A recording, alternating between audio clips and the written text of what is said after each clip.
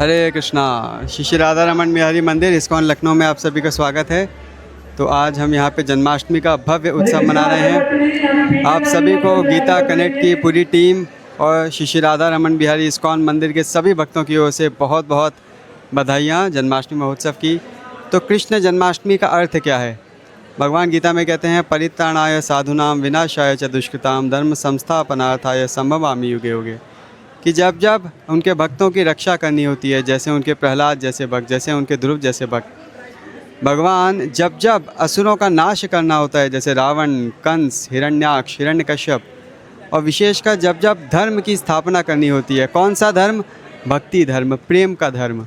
कैसे अपने भक्तों को, कैसे हमको भगवान की ओर आकर्षित होना चाहिए, कैसे भगवान की प्रेममयी सेवा करनी चाहिए।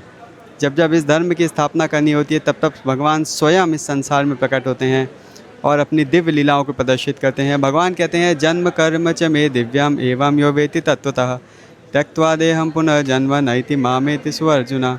कि भगवान का जो प्राकट्य है इस संसार में वो दिव्य है। जैसे जन्माष्टमी के दिन भगवान वासुदेव के हृदय में प्रकट होते हैं, वासुदेव के हृदय से देवकी के हृदय में प्रकट होते हैं और फिर देवकी के गर्भ में भगवान जाते हैं और वहाँ से भगवान आज ही जन्माष्टमी की अर्धरात्रि को इस संसार में प्रकट होते हैं। बोलो श्री कृष्ण भगवान की जय हो। तो भगवान का जन्म प्राकट्य दिव्य है और भगवान की लीलाएं भी दिव्य हैं। भगवान पूतना का वध करते हैं, तृणावर्त का वध करते हैं, गिरिधारी को धारण करते हैं, कालिया का दमन करते हैं, अगासुर का वध करते हैं, दावानल को पी जाते हैं। भगवान ऐसी अद्भुत दिव्य लीलाएं कर रहे हैं, अपने मुख में सारे ब्रह्मांड का प्रदर्शन कर रहे हैं। ये लीलाएं भगवान क्यों करते हैं? ताकि अपने भक्तों के हृदय को जीत सकें। जब भगवान माखन चोरी की लीला कर रहे हैं, जब भगवान गोपियों के साथ में अटखेलियाँ कर रहे हैं, जब भगवान गोपों के साथ में खेल रहे हैं, तो क्या सिखा रहे हैं भगवान की जो उनके परम भक्त होते हैं कितना ज़्यादा आनंदमय होते हैं। जैसा सत्यव्रत मुनि सुंदर कह रहे हैं कि इति दृक् स्वलीला भिरानंद कुंडे स्वघोषम निमज्जन तमाख्यापयन्तम तदीयेषु भक्तर्जितत्वं पुनः प्रेम तस्तम शतावृत्ति वंदे। कि भगवान ऐसी अद्भुत दिव्य लीलाओं के माध्यम से अपने सभी ब्रज वृंदावन के भक्तों को आनंद के सागर में डुबो रहे हैं और हम सबको ये सिखा रहे हैं कि कैसे भगवान अपने प्रेमी भक्तों के भी अधीन हो जाते हैं, उनके प्रेम के अधीन हो जाते हैं। जशोदा उस कृष्ण को दौड़ा रही है, डरा रही है, जशोदा उस कृष्ण को बांध रही है। भगवान जशोदा के डर से रोते हुए अपनी आंखें मसल रहे हैं, काजल पूरे चेहरे पे फैल रहा है, सिसकियाँ भर रहे हैं। ये हैं कृष्ण की अद्भुत बाल लीलाएं, जिससे भगवान हम सबके हृदय को आकर्षित कर लेते हैं। तो भगवान क्यों आते हैं इस संसार में? भगवान कहते हैं उनका जन्म दिव्य है, उनकी लीलाएं दिव्य हैं, लेकिन क्यों? ताकि जब हम भगवान के इन दिव्य जन्म और लीलाओं का श्रवण करते हैं, कीर्तन करते हैं, मनन करते हैं, तो हम इस संसार के भौतिक चेतना से ऊपर उठकर कृष्ण भावना भावित होते हैं, कृष्ण प्रेम में मग्न होते हैं।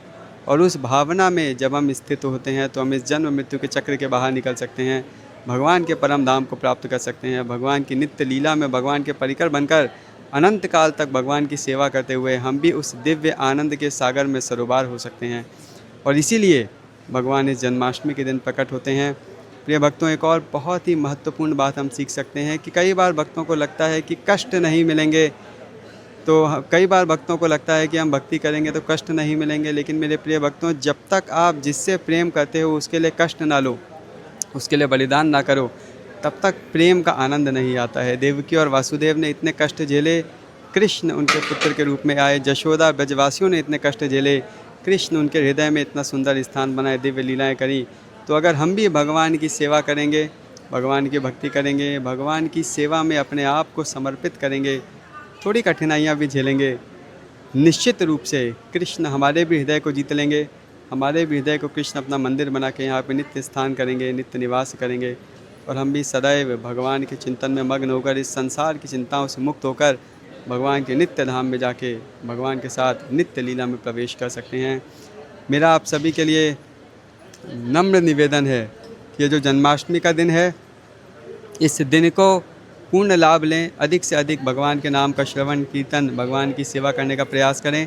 अगर संभव हो तो आप अपने निकटतम इस्कॉन मंदिर भगवान का दर्शन करने अवश्य ही जाएं। और सबसे महत्वपूर्ण बात कि भगवान को कुछ अर्पित करने का प्रयास करें। भाई किसी का जन्मदिन होता है तो हम उसे कुछ देते हैं। आज तो ठाकुर जी का जन्मदिन है, जिन्होंने आपको सब कुछ दिया है, तो कुछ तो वापस देना बनता है। क्या दे सकते हैं कृष्ण को?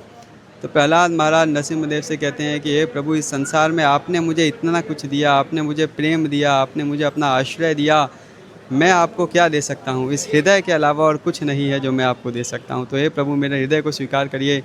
तो हम भी राधा रमन बिहारी से प्रार्थना करते हैं कि प्रभु, आज से मैं आपका एकमात्र, आप मेरा हृदय आप ले लीजिए, मेरे हृदय में निवास करिए और मुझे सदैव अपने चरणों के आश्रय में रखिए। इसी चिंतन के साथ मैं पुनः आप सभी को जन्माष्टमी की हार्दिक शुभकामनाएं देता हूँ। श्री राधा रमन बिहारी से प्रार्थना करता हूँ कि वे आप सभी पर अपनी कृपा बनाए रखें, आप सभी को सदैव अपने चरणों के आश्रय में भक्तों के संग में रखें और सदैव आपको अपनी प्रेमा भक्ति से, अपने दिव्य रूप से, लीलाओं से, नाम से, गुणों से, धाम से आकर्षित करते रहें, ताकि हम कृष्ण के चिंतन में रत रहें, कृष्ण को प्राप्त कर सकें और अपने इस मनुष्य जीवन को धन्य कर सकें। हरे कृष्णा। श्री राधा रमन बिहारी की जय। श्री कृष्ण जन्माष्टमी महोत्सव की जय। शिल प्रभुपाद की जय। निताई गौर प्रेमानंदे। हरि हरि बोल।